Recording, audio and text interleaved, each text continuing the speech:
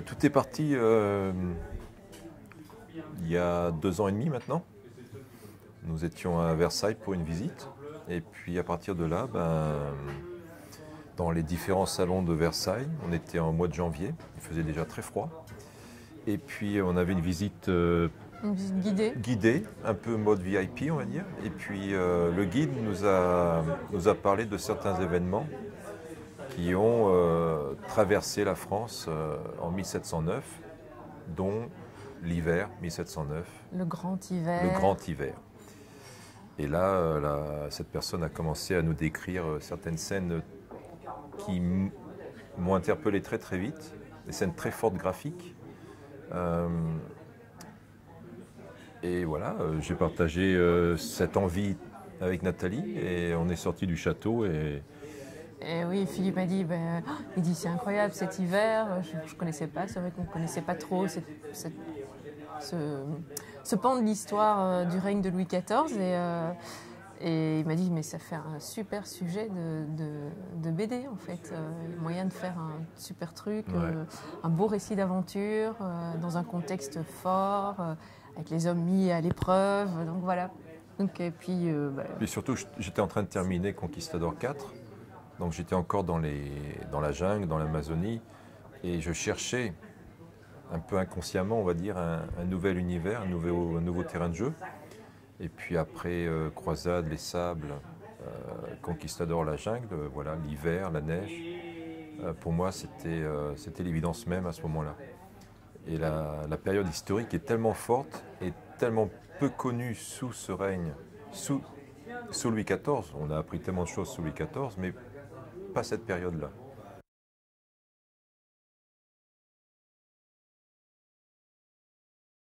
Ma manière de travailler dans ce genre d'histoire, comme dans de mes autres séries, c'est avant tout m'imprégner le plus possible de faits historiques, de détails historiques, comprendre les vêtements, qu'est-ce qu'ils portaient. Pour les bottes, il n'y a que les cavaliers qui portent des bottes à ce moment-là. Donc il y a des petits détails. Des détails, et puis il y a l'atmosphère générale chapeaux, aussi. Voilà. Donc voilà, il faut vraiment tout emmagasiner, voilà. Essayer de bien maîtriser cet univers-là pour pouvoir justement le partager avec nos lecteurs par la suite, le romancer, mais se l'approprier. Oui, là, le personnage principal, la galerie de personnages, on les crée. Les personnages qu'on croise à Versailles, ce sont les ministres de Louis XIV qu'on fait jouer. Bien réels. Voilà. Oui, ça, eux sont réels. Les personnages oui, donc là, c'était assez un plaisir pour donc, moi c'est chouette de chercher des bustes de ces ministres qui ont servi sous Louis XIV. Donc on peut trouver... voilà, j'avais une aide visuelle déjà, pour voir à quoi ils ressemblaient et tout. Bon, maintenant, des personnes de 65-70 ans avec une perruque. Il faut les différencier. Il faut les différencier, c'était un petit peu dur, mais bon, voilà, on a triché un peu. Mais donc beaucoup de documentation et essayer d'être le plus respectueux possible, tout en mettant sa patte dedans. Ouais.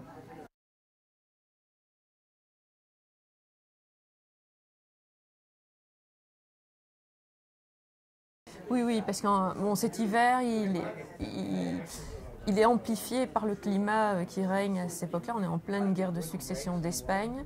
Donc le royaume, les caisses sont vides. Il faut alimenter et financer cette guerre qui dure, qui perdure. Donc les temps sont déjà durs. Voilà. Le peuple est quand même souffre déjà à la base. Et donc il y a cet hiver qui frappe alors de plein fouet l'Europe et la France en particulier dans ces difficultés-là. Donc il fallait positionner ça en disant waouh, cet hiver il fait pas que passer comme ça, et puis il vient se greffer sur déjà une situation qui est compliquée, qui est difficile, et ça c'était très important de montrer que Louis XIV, là il est confronté à sa guerre contre quasi toute l'Europe, lui et l'Espagne contre le reste de l'Europe, la vie dure dans les provinces, dans les campagnes quand même. C'est quand même 90% de la population vit dans les campagnes et travaille dur pour nourrir finalement tout ce royaume. Donc ça, c'était important de le présenter. Il faut bien comprendre que cette période est très critique. Le royaume est toujours en guerre. Il y a des guerres tous les mois presque. Hein. Ils y vont. Ah non, mais là, ça dure depuis 1701. Voilà, et puis précédemment, et c'est vrai que l'hiver est tellement rugueux, le dégel, tout se passe, c'est catastrophique. Il n'y a plus de céréales, il n'y a plus de blé, il faut nourrir le peuple, il faut nourrir les armées. Et ça, c'est... C'est un cercle vicieux. Voilà. Voilà. Et c'est vrai que graphiquement, on a voulu jouer avec ça. On est rentré dans ces 3 premières pages d'introduction, avec la page 1 où c'est un fond blanc, une traînée de sang, avec une belle narration dessus qui enveloppe le tout. C'est vraiment pour plonger le lecteur dedans. Directement. Là, dès que tu ouvres la planche, voilà. L'album, tu as déjà la couverture qui te met dans l'ambiance, mais une fois que tu ouvres, j'espère que le lecteur est projeté dans cette page blanche. Et à partir de là, on mène la danse. Et j'espère qu'on ne perd plus jusqu'à la dernière planche. Ça, c'est le but du jeu.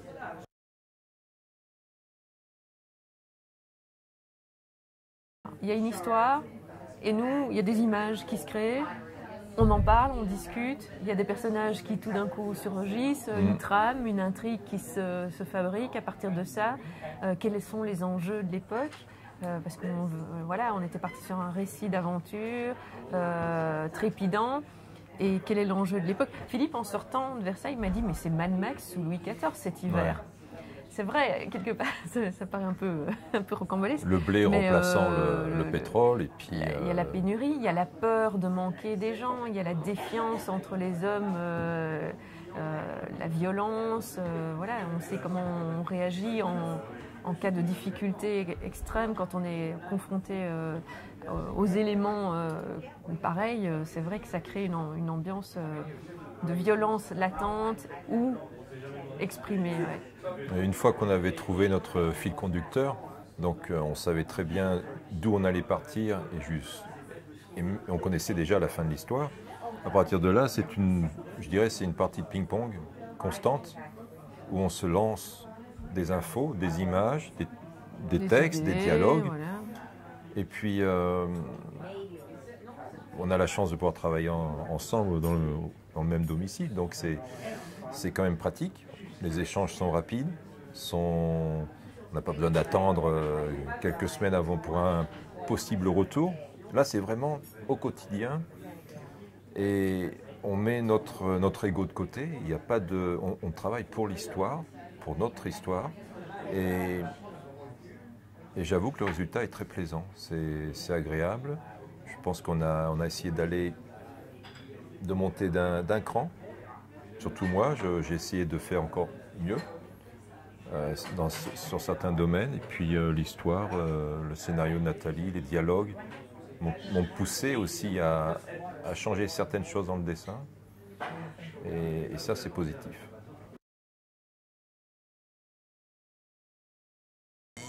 C'est pas évident. Il faut comprendre comment jouer avec les contrastes, le blanc, le noir. Bien placer les ombres, penser à la couleur aussi. La couleur va mettre du relief sur une zone blanche, que moi je vais laisser blanche sur l'original. Et donc c'est un travail de compréhension et encore d'intégrer tout ça pour pouvoir dessiner ta propre neige. La neige de Causé par exemple. On la reconnaît entre tous, tu vois. C'est Causé qui dessine cette neige. La neige d'Hermann, c'est la neige d'Hermann. J'espère qu'on regardera hiver, on dira hop. C'est la neige de Philippe. C'est Xavier là. Tu vois, c'est un style graphique qu'on doit maîtriser, qu'on ressort.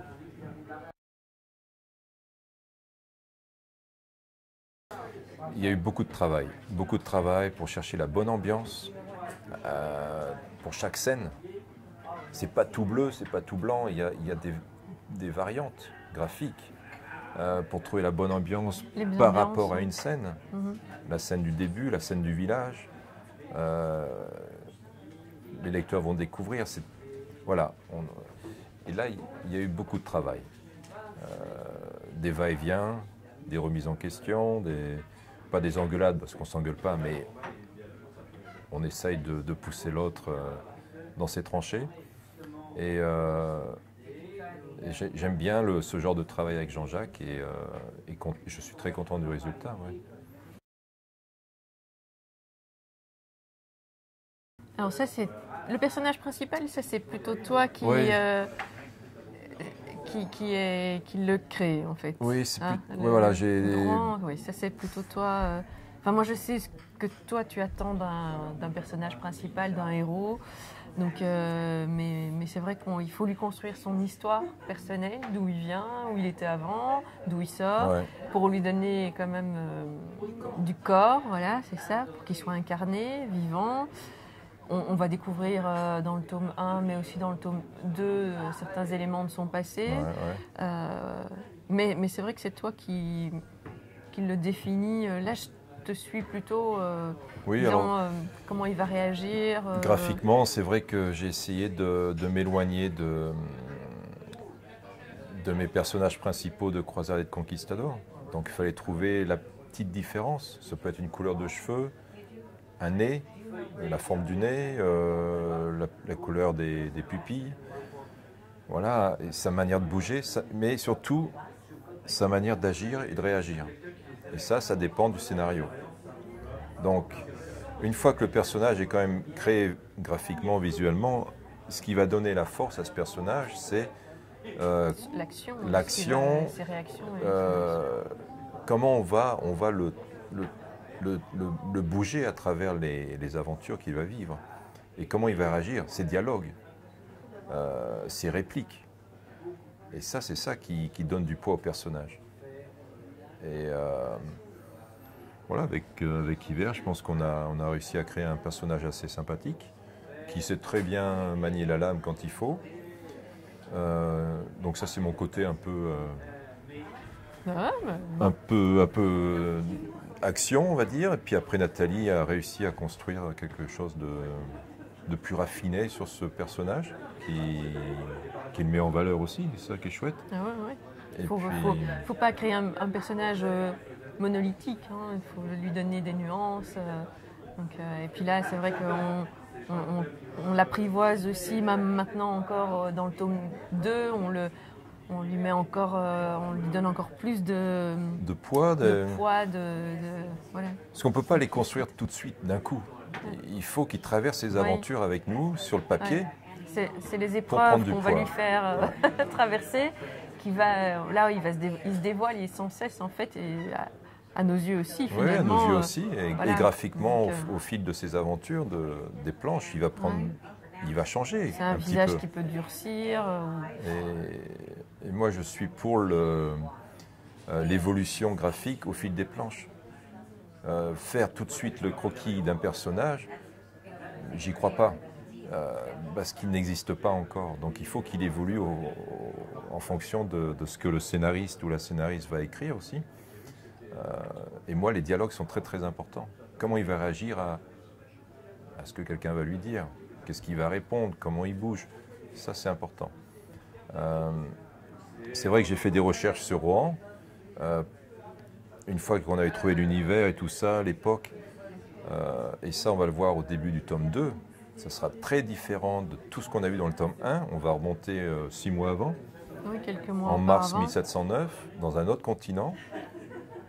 Et graphiquement, ça va être génial. On va retrouver Rohan et Guillaume, le messager du début, qui disparaît très vite. Et ça, c'est les petites choses merveilleuses d'une histoire, ces petits morceaux de puzzle qui surgissent de nulle part. Une fois qu'on a une bonne histoire, il y a plein de pistes, de morceaux qui se mettent ensemble pour consolider quelque chose d'intéressant, de solide. Ça, c'est chouette.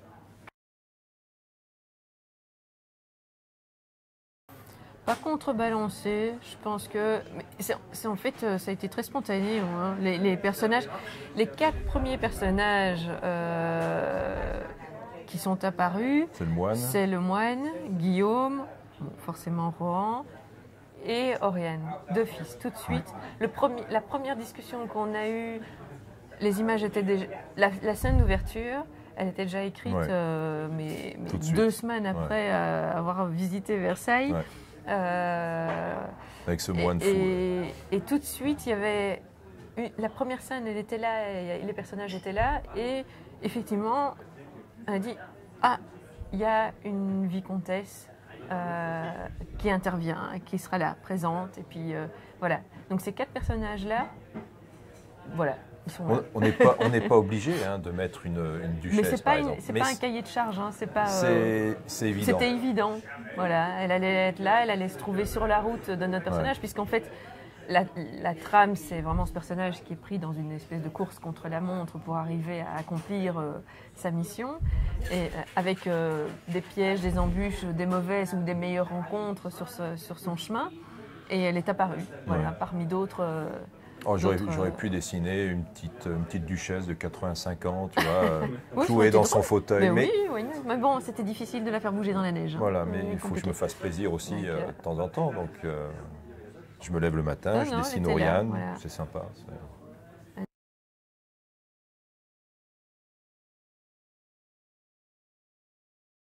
Oui, ça pourrait. Ce qu'on veut absolument faire, c'est raconter une histoire en 2 tomes. Cette histoire de grains. De navires, de complots, il faut vraiment bien le boucler. Une histoire en 100 pages. On aurait pu faire un one-shot, on a choisi de faire un diptyque, c'est très bien. Maintenant, ça ne dépendra pas de nous, ça dépendra du marché, des lecteurs, du succès ou non de la série, du diptyque. Et honnêtement, si les lecteurs sont au rendez-vous, moi je suis partant, mais alors tout de suite, parce qu'il y a encore plein de belles choses à raconter. À partir de 1709, pendant les 5 prochaines années, même les 6 prochaines jusqu'à la mort de Louis XIV, il y a plein de belles choses. Il y a encore des guerres. Juste après, c'est la guerre de Malplaquet. La bataille de Malplaquet, oui. La bataille. Puisque c'est chaque fois par bataille que la guerre se... On bouge d'1 mètre ou 2, des frontières, mais c'est pas énorme, mais ça bouge. Il y a des fronts ouverts un peu partout, donc il faut s'imaginer. En fait, c'est ça. Il faut sortir, nous, des cartes que l'on connaît actuellement, les guerres qu'on connaît plus récentes, plus contemporaines, parce que c'est toute autre façon de se faire la guerre. Donc c'est tout ça aussi qu'il faut comprendre, même si on ne le met pas en scène là sur ces 2 tomes, mais quelque part tout ça, ça participe à ce qu'on raconte, même si c'est pas explicite. C'est derrière les cases en fait, ou entre les cases. On n'a pas le temps de tout montrer. Sinon, on fait 1000 pages dessus. Il ne faut pas se perdre. C'est tellement, il y a tellement de choses, et au plus on se documente, au plus on a envie d'approfondir certaines choses. Mais là, il faut chaque fois ramener tout à la trame de notre récit, en fait. Il ne faut pas oublier l'histoire. L'histoire qu'on s'est fixé de raconter, ce Mad Max sous Louis XIV, avec un peu de Walking Dead.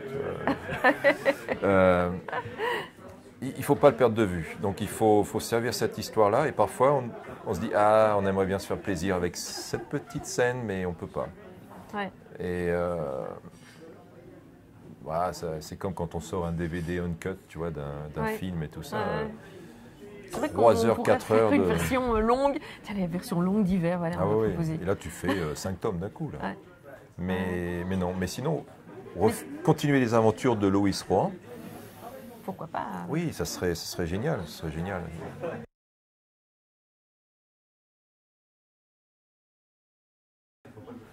Voilà à quoi ça va ressembler. Attention ton micro.